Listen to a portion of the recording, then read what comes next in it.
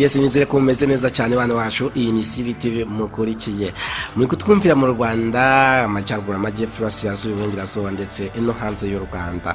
Nyuma y'ibitekerezo byanyu byinshi cyane mutubaza ngo utubazanire umuhanzi kazi. Yes, ko tumaze iminsi twagize abahanzi batandukanye, twagijeho Olivier yasa n'igoroma, twagize igoroma no tugezaho rokikirabiranya. None uyu munsi twazanye Nderera n'umuhanzi kazi amaze igihe kinini muri industry nubwo atari cyane, ariko ibikorwa bye biriranga. N'umuhanzi kazi mwamenyere mu ndirimbo nka Controller, mumenya mu ndirimbo nka Rwiyobore ndetse n'izindi. Uyu munsi yaje n'indirimbo yitwa Permanent. Iyi ndirimbo yitwa Permanent cyangwa se Permanent uko kuntu wabyita, ibyo byatumye Isiri TV mwegera ndetse tugirana ikiganiro. Nta wundi ni Alyn Sano, yatubwiye ubuzima bwe bwa buri munsi, atubwira indirimbo ndetse naho yavanye igitekerezo, dore ko ari umuhanzi kazi ukora career solo. Noneho iki kiganiro twagiranye yatubwiye ku byo akunda, tubwira ubuzima bwa buri munsi ndetse na weekend uko ibimeze. Ninge Zenji muri kumwe muri iki kiganiro ndetse cyangwa se wateguye iki kiganiro. Twizere ko dukomeje ikiganiro kimeze neza cyane cyangwa se kiryoshye.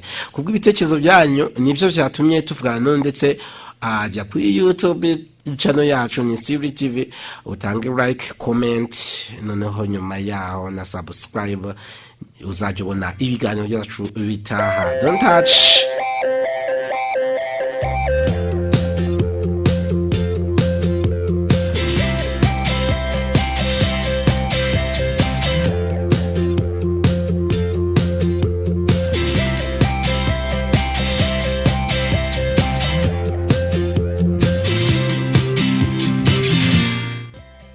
Kumwe na Alyn Sano. Alyn Sano kari mu kiganiro dukende by'abapana. Murakoze cyane. Alyn Sano na umukobwa w'umunyarwanda kazi, ariko kandi w'umuhanzi muri minsi yo gukora cyane, kugaragara ku mbuga nkoranyambaga ndetse no kuri YouTube channel. Ese ni irihe banga nka Alyn Sano yo gukoresha kugira ngo muri iyi minsi ube uri umuntu urimo urakora, urimo uraririmba ndetse urimo akora ibihangano birimo kuririmba ndetse ukagaragara cyane muri iyi minsi? Ibanga ntari ndimo gukora cyane, ibibazo nkirengagiza guheranwa n'ibibazo COVID-19 yatuteye, nkagerageza gukoresha imbaraga kubyaza umusaruro. Kabyaza umusaruro. Muri iyi minsi abantu benshi harimo n'abahanzi ku kibazo kijyanye n'ubukungu, ni ibintu bitoroshye cyane, aribyo biri gutuma wenda imikorere yabo ijya hasi. Ese nkawe hari umuterankunga ufite cyangwa ubundi buryo ubonamo amafaranga agufasha kugira ngo ukore muzika yawe? Oya, nta muterankunga, nta n'imisozi n'ibindi amaperformances umuntu agenda akora hirya no hino ku mpande. Nyuma yo gukora indirimbo Rwiyoborere ndetse n'izindi ndirimbo zitandukanye, ufite indirimbo yitwa Permanent. Ese ni ubuhe butumwa buri muri iyo ndirimbo Permanent? Irimo ubutumwa bw'urukundo, urukundo rw'abantu babiri bifuza kuzarambana iteka ryose, by'amadivokirejemo ntabyo gutandukana bijemo. Ni hehe wakuye igitekerezo cyo kugira ngo ukore iyi ndirimbo? Yewe ubundi nkunda gukora ku rukundo, nkunda gufata ku masije yose. Rero niyo sije yari igezweho. Sije yari igezweho. Hari umuntu by'umwihariko nka Alyn Sano ufite wenda waba barakoreye indirimbo cyangwa se waba barayituye? Okay, hari indirimbo natuye abantu benshi cyane. Bavuga ko ari abantu bose bayumva indirimbo yitwa None. Ariyo ndirimbo nawe narakoze iri personnel, nanjye ubwanjye nibwira. Naho iyi Permanent nayo nta muntu waba ufite wenda waba ayituye nkawe ku giti cyawe? Ndavuga nk'abantu muri rusange bafana banjye. Nifuza ko abafana banjye njye nabo twazasazana bakiri abanjye. Mu bintu wenda mwihangane kuba tugiye mu bintu bijyanye n'ubuzima, ese wafite boyfriend cyangwa uri aho gutyo nyine uri single bisanzwe? Ibyo ngibyo nabonye mbitangaza mu itangazamakuru. Ntabwo ujya ubitangaza mu itangazamakuru? Yego. Alyn Sano rero muri iyi minsi wenda nk'imbogamizi nk'ibibazo ugenda uhura nabyo mu buzima bwa buri munsi bijyanye na kariyeri ya muzika ukora nibihe? Imbogamizi bahura nazo ni cyane ngibyo bijyanye na financial, ubushobozi bijyanye amikoro ajyanye n'amafaranga biragorana. Kuba nikorana ibintu byose mbikora njyenyine. Nizo challenges bahura nazo, ariko ndakunda kuko ubuzima butagira challenges bwaba buri boring, bwaba bufite irungu ryinshi cyane. Alyn Sano, mwamufite wenda nk'umuhanzi yaba mu Rwanda cyangwa se hanze ku isi hose waba ubabere nk'umuroro modo cyangwa se umuntu ubaha icyitegererezo mugenderaho?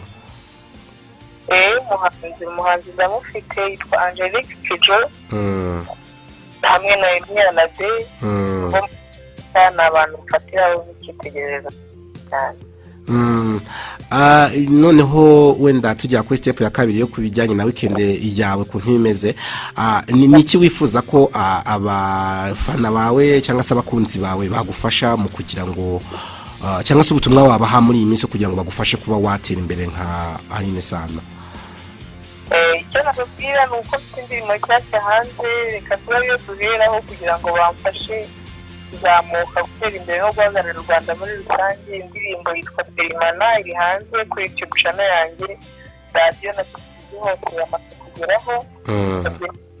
Bayitangiza abandi bakora ama-challenges, bayiririmbe bafata amashusho banyoherekeje postinge ku masosho media yanjye, hanyuma ibindi bizizana.